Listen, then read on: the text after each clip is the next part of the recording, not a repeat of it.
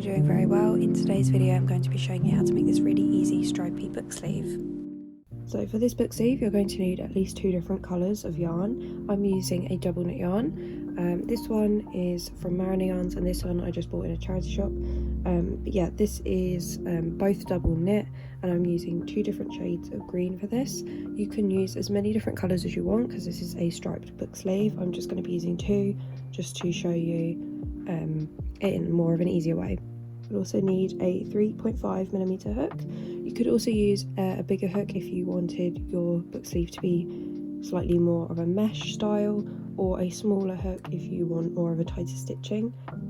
You'll also need some scissors. You'll also need some measuring tape to measure the size of your book, a tapestry embroidery needle, and any book of your choice. It doesn't matter what size it is. If it's not the same size as mine, that's fine, because this is a made to measure tutorial. So I just have a standard like paperback book, but if you have like a hardback book, then you can obviously measure your hardback book and then apply that measurement to this tutorial. Okay, so to start we're going to first measure our book. So you can either do this down the spine, and then that means that your book sleeve will curl around the edges of the spine, and then you'll work upwards, or and this is how I'm going to do it. I'm going to measure across the bottom of the book and then make a chain that is long enough to fit the measurement of the bottom of the book, and then I will crochet upwards. So this tutorial really can apply both directions. So you're just going to want to grab your measuring tape and measure along the bottom or the spine, depending on what you want. So for me this is about 5.1 inches. So I'm going to make a chain that is long enough to fit 5.1 inches. Make your slip knot, and then I'm going to make a chain that is long enough to fit 5.1 inches, and I did this before and it was about 24 chains.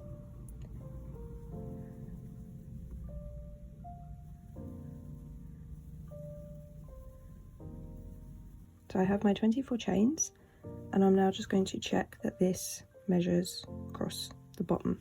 Now it's important to know that typically when I crochet I have a bit more of a tighter tension, so usually when I make a chain and then I crochet along the chain tends to shrink. So 24 chains for me is just slightly bigger than 5.1 inches, but that's okay because I think that my chain will shrink slightly. If you crochet with a looser tension, then you will probably just want to make a chain that is the exact length. So once I have my chains, I'm going to make an extra chain for the turning chain, like that. And then I'm going to basically be making a single crochet into each back bump across. So we have our V's on the normal side, and when you turn them over you should see these back bumps, and we're going to be crocheting in them. So I'm going to crochet a single crochet into the second back bump from the hook. So here's our first chain, our second chain. So I'm going to grab that second back bump like that, and I'm going to make a single crochet, and then I'm going to make a single crochet into each back bump across.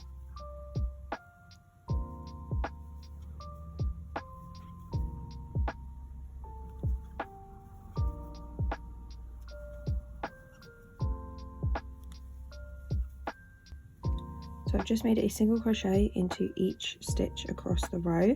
Once I reach the last stitch of the row, so right here, I'm going to make 2 more single crochets into that last stitch, so you'll have 3 in total in the last stitch. And this is going to like round off these edges. So now we are going to be crocheting on the opposite side. We're going to make 1 single crochet into each stitch.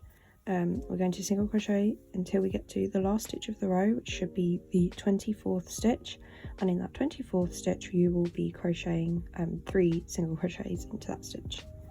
And I'm going to weave in this tail as I'm going along. So I'm going to find the next single crochet, which is right here, and then 1 into each stitch across, and I will meet you back when I have reached my 24th stitch, and I'll make 3 in that stitch.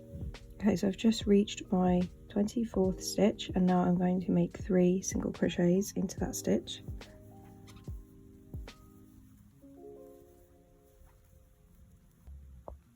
Once you have made your 3 single crochets into the 24th stitch, you're going to slip stitch into the next stitch, and you're just going to fasten off here. So I'm just going to chain 1 and cut the yarn.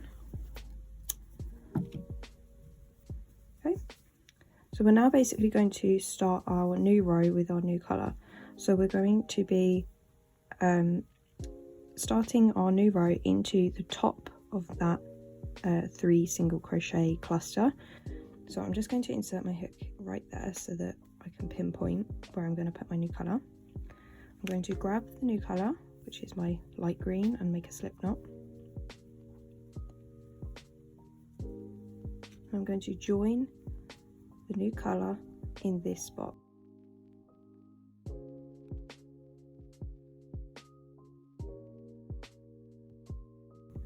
I'm going to chain 3,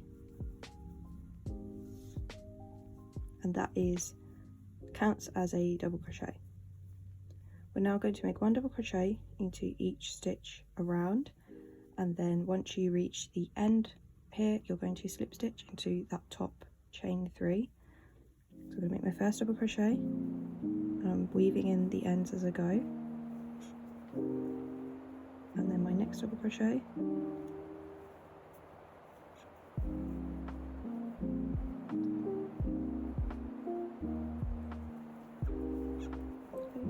keep going all the way around, and once you reach the end of the row and you get to that 25th stitch on this side, you're just going to make a double crochet in each stitch, so there's no increasing anymore for this pattern. So just 1 double crochet into each stitch around, and then I will meet you back once I have got to the last stitch of the round. So I've just finished my last stitch of the round, and I'm going to slip stitch into the top of that chain 3. So I'm just going to mark the top of the chain 3 with my hook. You're going to want to make sure that the hook goes through both loops. And I'm going to drop the second colour, and I'm going to go back to the first colour and make a slip knot.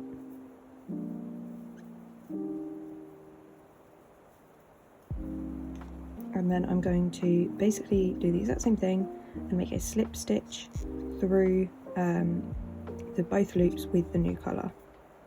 So there's the first loop, and then through the second loop. You might have to kind of tug on the green yarn to tighten everything. Okay, so I'm just going to leave this mint colour alone for just a second, and I'm going to start the new round. So I'm going to chain 3, and we're basically repeating round 2 for the rest of the pattern, and at the end of every round you're going to switch to the opposite colour. So chain 3 and make a double crochet into the next stitch, and I'm weaving in both colours, the tail of the dark green and the tail of the mint green for a few stitches, and then I'm going to cut the green yarn. So I'm just going to make a double crochet into each stitch as we did in the previous round.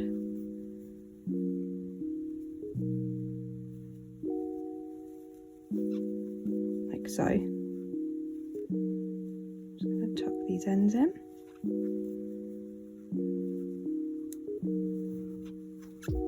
Okay, and then I'm just going to cut the mint because we don't need that one anymore. You can just put this aside, and then I'm just going to double crochet into each stitch all the way around, and then once you reach the end of the round you're going to slip stitch with your other colour into the top of chain 3. So I'll meet you back and I will do that slip stitch once again. So I've just finished the last double crochet of the round, so I'm going to mark where I'm going to put my slip stitch. So I'm going to grab the 2 loops of the top of the chain 3,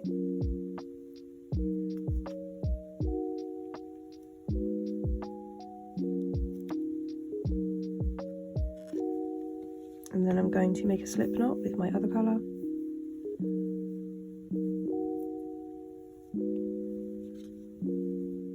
and join and make a slip stitch with the new colour.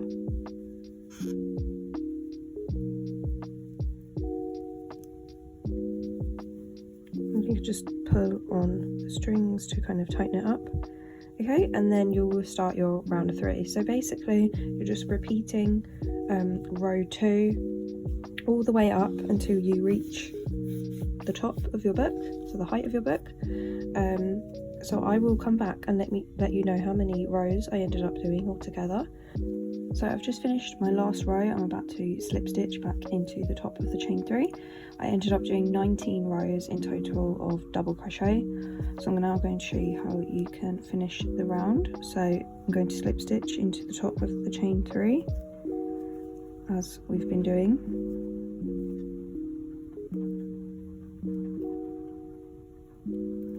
And obviously we're not going to change colour for the last row, so you can just slip stitch as normal. And then you're going to chain 1 and cut the yarn and leave a tail long enough that you can sew the tail in, so you can just pull that through. And then you want to grab your tapestry needle and you're going to sew a double knot on the inside to kind of secure. So I'm going to flip this round so you can see the inside like this. I'm just going to sew directly down that double crochet just to hide the tail. Make sure that that edge is nice and neat, see, makes it nice and straight. And then I'm just going to go into the next double crochet across, and I'm going to leave a loop like this and then just sew through a loop to create a knot and pull. And then I'm going to repeat that in that exact same spot.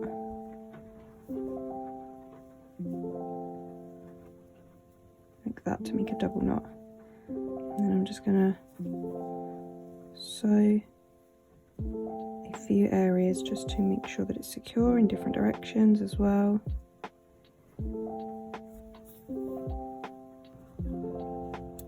Cut that, and then you can see that it's all hidden.